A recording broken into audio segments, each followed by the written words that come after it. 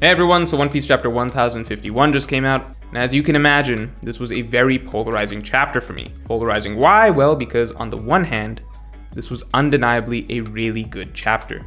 On the other hand, this chapter was also the cutoff point for me saying that the raid is going to fail. If you go back and see previous videos, I said that after chapter 1051, if at that point we do not see Kaido's awakening, Kaido getting out of the volcano, Kaido's flashback picking up, anything like that, then I would have to come out and say, look, it appears as though the raid succeeded. It appears as though the raid did not fail. Keep in mind, internally, I still don't believe that. I still believe what I previously believed. However, externally, I gave my word, this is what I have to say. So from now on, you are not going to hear me saying the raid's going to fail. That rhetoric is over and done with. I will continue to say that it appears as though the raid succeeded. Unless something drastically changes in the story, it appears as though the raid succeeded. Now, if that statement is not concrete enough for you, then just wait a little bit.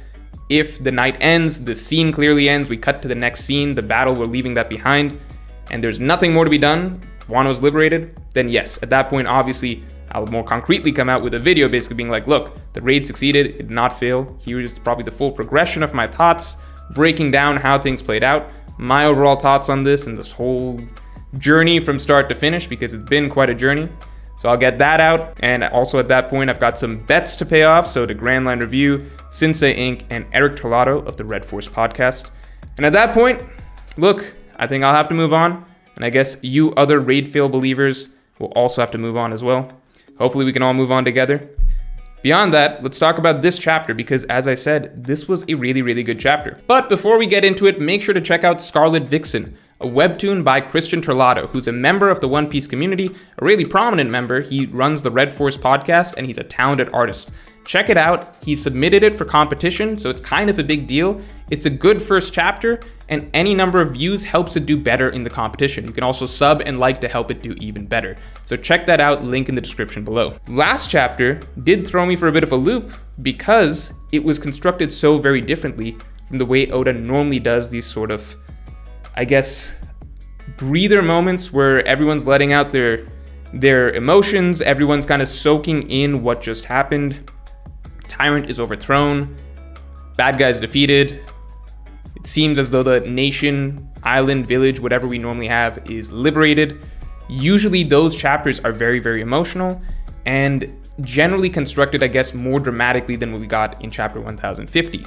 1050 kind of felt like, I guess, I would compare it to sort of a balloon slowly letting out air, which is like, hey guys, I just saw from the window that Luffy won, and then Scabbard's walking over to the town and being like, you're never gonna believe this. So it was a little different. It was not the Dressrosa finish, it was not the Skypiea finish, the Arlong Park finish, not even the Thriller Bark finish.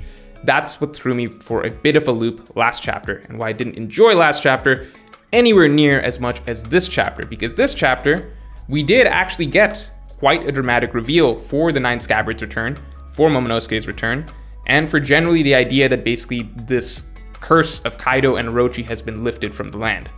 So I had previously said in other videos that the idea of them walking over and just telling them that, hey, this stuff is wrapped up, would not be dramatic. It was hard for me to believe that something like that could be dramatic. I was definitely wrong on that, because I think that this chapter, Oda did it just about as well as that idea can be done. That just coming over and telling people in the middle of the party that, hey, the bad guy is defeated.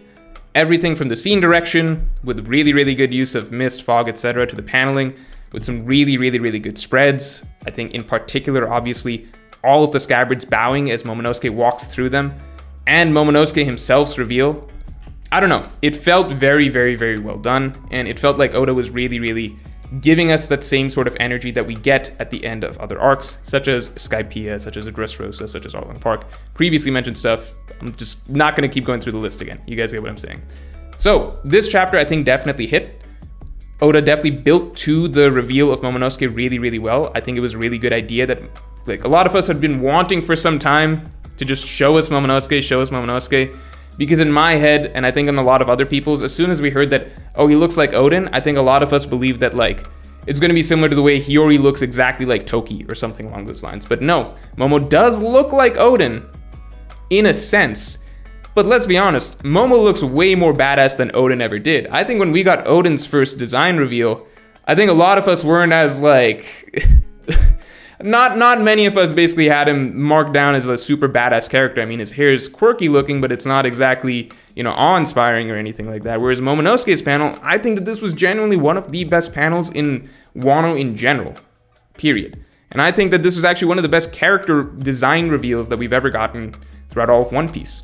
The slow build up through it, the lining up of the scabbards revealing themselves to the people one by one, the fog, etc. I thought Momonosuke's reveal was great. More importantly, it was marked by an excellent speech by Momonosuke.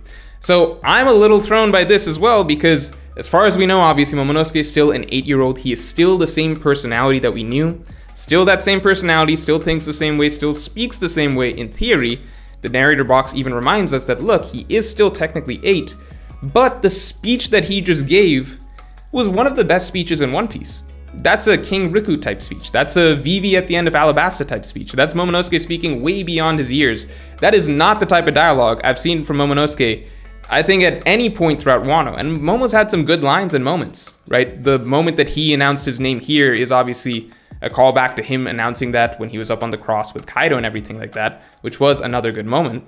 But it hits so much harder here, not just because of his design, but because of that long and actually really well-spoken and articulate speech that he gave beforehand. So, or at least surrounding it, right, the context. So I'm a little suspicious of Oda basically. I'm not like I'm not buying it, but I also think Oda is factually writing his dialogue a little bit differently, even though he's supposed to be an 8-year-old and has the mind of an 8-year-old and personality of an 8-year-old still.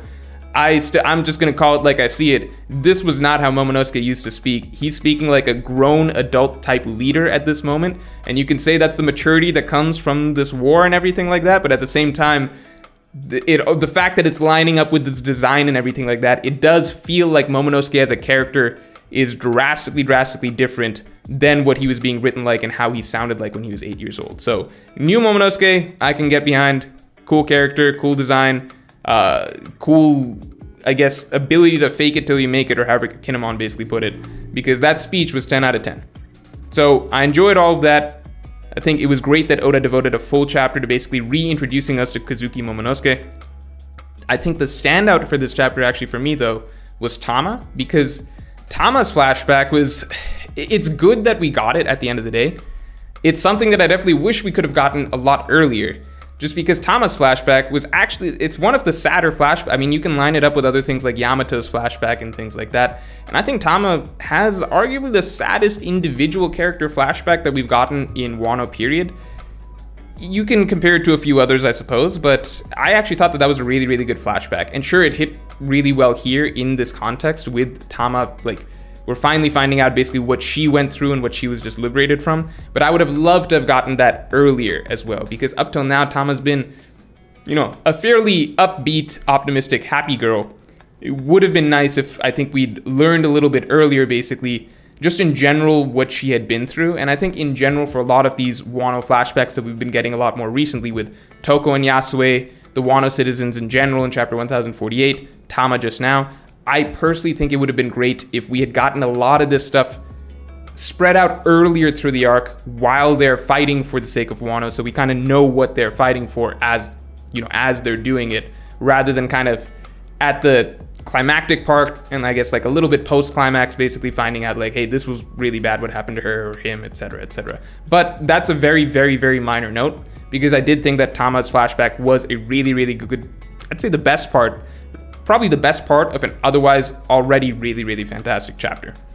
And I will say this, the scabbards and what they mean to the people of Wano, I'll say at the very least, this chapter made me feel more for their significance and kind of what they symbolize to the people of Wano than any previous chapter did. Because I think this chapter, most of it I would attribute to the direction and kind of Oda stepping it up in the scene direction department for this chapter specifically. But the presentation of the scabbards and the weight behind showing them one by one individually and the people's reactions, it did hit in a way that I think the scabbards presence had not hit for me, I think, for a long, long time. So this chapter, I think, start to finish, really, really, really well done. Small little things here and there, basically addressing, I don't know why Ashura Doji, I couldn't get a full count of the scabbards, I think, but it looked like almost everyone was there. It looks like Ashura is still missing for some reason. Yamato asking to join the crew. I think a lot of people are going crazy over that, like Yamato's joining the crew, blah, blah, blah, confirmed. But this scene, I think, was literally no different from anything that we'd previously seen or known, which is just that Yamato says a lot that she's going to join the crew. Whether or not Luffy lets her, whether or not that's confirmed, that is still to be determined. She's been saying she wants to join the crew for the longest time. This chapter was really nothing new, just reminding us of that. Beyond that, I don't think that there's that much that you can say about this chapter other than really, really good execution. I think that this is a finishing chapter, if it is the finishing well, catch myself there. This finishing chapter of Wano is up there with, I think, a lot of Oda's other finishing chapters. I think that this lines up and sits perfectly next to the ending chapters of Dressrosa, ending chapters of Skypiea, yada yada, you get the gist. So that's all for this week's video. You can get my extended thoughts on this and all future topics in my Patreon, link in the description below. Talk to y'all later.